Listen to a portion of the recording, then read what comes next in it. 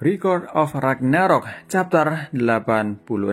Judul chapter kali ini adalah Pembunuh Dewa versus Pembunuh Manusia. Chapter dibuka dengan penyiar mengatakan, bersiaplah untuk pertandingan yang ke-10 antara dewa dan umat manusia. Oleh karena itulah arena telah direnovasi total dengan memanfaatkan beberapa pengalaman selama ronde ke-9. Di mana banyak penonton yang terluka, arena ini telah dirancang khusus untuk ronde ke-10. Atas permintaan dari para dewa.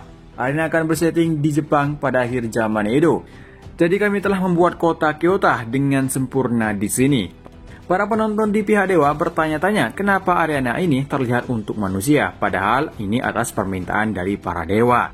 Penyiar kembali mengatakan para dewa telah memiliki 5 kemenangan dan 4 kekalahan. Hanya tinggal 2 kekalahan manusia lagi untuk mengakhiri pertarungan ini dan dimenangkan para dewa. Ini dia, dewa pedang yang tak tertandingi akhirnya tiba di sini. Di zaman kuno dewa ini berhasil mengalahkan ular berkepala 8. Disebut Yamate no Orochi. Dengan pedangnya Totsuka dan dengan demikian dia mendirikan seni teknik berpedang. Dan kemudian muncullah sebuah pedang yang lahir dari ekor Yamata no Orochi yang dianggap senjata legendaris, yaitu pedang Amane no Murakumo.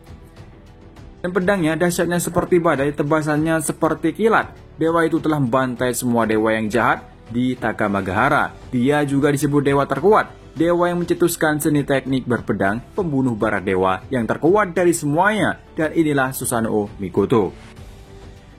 Susanoo merasa terharu melihat arena yang menjadi akhir zaman Edo. Kemudian penyiar mengatakan siapa yang akan menjadi lawannya. Terlihat Okita Shoji memasuki arena untuk menghadapi Susanoo. Dalam sejarah Jepang ada suatu masa saat pria membuat darahnya mendidih karena nafsu di akhir zaman Edo di kota Kyoto. Para ahli pedang lahir di kota ini seperti awan di mana seni teknik berpedang mencapai kesempurnaan. Sebagai kemampuan untuk membunuh seseorang dan siapa yang terkuat di antara para pendekar pada pedang pembunuh. Di akhir zaman ini apakah dia San Kodachi nomor 1 di Jepang yang telah menciptakan banyak Ronin Nagal Sasaki Tadasuburo?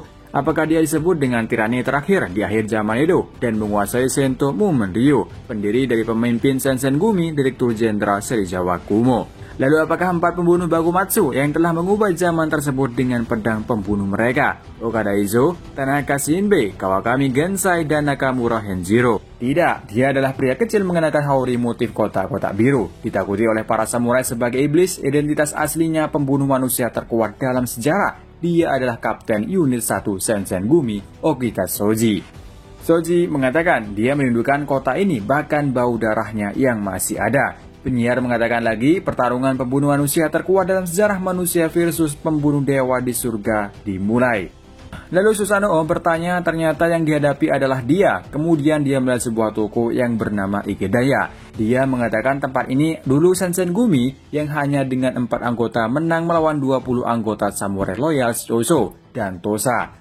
Bahkan dia masih bisa melihat bekas sayatan dari pilarnya. Shoji berkata, sepertinya kau lebih tahu banyak tentang itu. Tempat ini banyak kenangannya. Susanoo menjawab, pedang yang aku ciptakan dikembangkan oleh umat manusia dengan jangka yang cukup panjang dalam sejarah. Dan di zaman Bakumatsu ini, manusia menguasai teknik pembunuh manusia. Itu sebabnya aku sudah lama menunggu. Aku selalu menunggu pembunuh manusia terkuat di zaman Bakumatsu, Okita Shoji. Sambil tersenyum, Susanoo mengatakan, kali ini kau menjadi lawanku. Lalu kita pindah tempat di tribun penonton umat manusia. Ada yang berkomentar, perhatian anak muda itu mudah sekali. Ada yang mengatakan untuk diam dan tidak berisik. 2 di antara mereka ada yang bertengkar. Namun akhirnya ada yang menggetok kepala mereka untuk menghentikan mereka. Shoji ikut berkomentar, mereka teman-teman yang berisik seperti biasanya. Dan di sini terungkap mereka juga adalah Shinsengumi dan siap untuk mendukung Shoji. Shinpachi bertanya-tanya apakah Shoji sudah sehat untuk melawannya. Kondo meyakinkan untuk tidak perlu khawatir dan menyuruh mereka melihat wajahnya. Kondo mengatakan lagi di saat seperti ini bahwa Shoji lebih kuat dari siapapun. Kita kembali ke Shoji. Dia berkomentar, tubuh yang kuat, tempat yang penuh nostalgia, dan juga lawanku yang terkuat. Akhirnya aku bisa bertarung sampai mati dengan sepenuh hatiku. Dan sampai di sini dulu untuk review manga Record of Ragnarok. Sampai ketemu lagi di review manga lainnya. Tak lupa terima kasih untuk nonton video ini. Sampai jumpa.